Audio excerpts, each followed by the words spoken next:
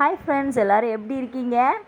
இன்றைக்கி வந்துட்டு நம்ம வந்து போஸ்ட் ஆஃபீஸில் வந்து செல்வமகள் சேமிப்பு திட்டத்துக்கு நேரில் போய் பணம் செலுத்தாமல் நம்ம ஆன்லைனில் எப்படி பே பண்ணலாம் அப்படின்றது தான் பார்க்க போகிறோம்.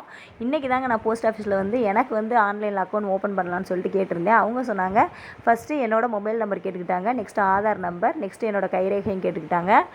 அதோட நான் வந்து ஃபஸ்ட்டு போஸ்ட் ஆஃபீஸில் எனக்கு அக்கௌண்ட் ஓப்பன் பண்ணிட்டு அதில் வந்து நான் பேங்க்லேருந்து அந்த அக்கௌண்ட்டுக்கு வந்து பணம் வந்து ட்ரான்ஸ்ஃபர் பண்ணிவிட்டு அதிலேருந்து நான் வந்து செல்வமகள் சேமிப்பு திட்டத்துக்கு வந்து பணத்தை போட்டுக்கலாம் அப்படின்னு சொல்லியிருந்தாங்க. ஸோ அந்த மாதிரி தாங்க நான் வந்து அக்கௌண்ட் ஓப்பன் பண்ணியிருந்தேன். அதுக்கு வந்து ₹200 அவங்க வந்து பே பண்ணணும்னு சொன்னாங்க. அதையும் பே பண்ணிட்டேன்.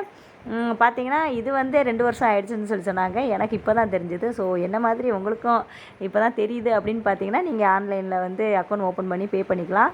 ஸோ இது வந்து நம்ம மந்த்லி போய் போஸ்ட் ஆஃபீஸில் போட முடியல, ஒர்க்குக்கு போகிறோம், பண்ண முடியலன்னு நினச்சிங்கன்னா நீங்கள் இது வந்து உங்களுக்கு பெட்டராக இருக்கும். ஸோ அதனால் இதை நல்லபடியாக யூஸ் பண்ணிக்கோங்க ஃப்ரெண்ட்ஸ். தேங்க்ஸ் ஃபார் வாட்சிங். பாய்.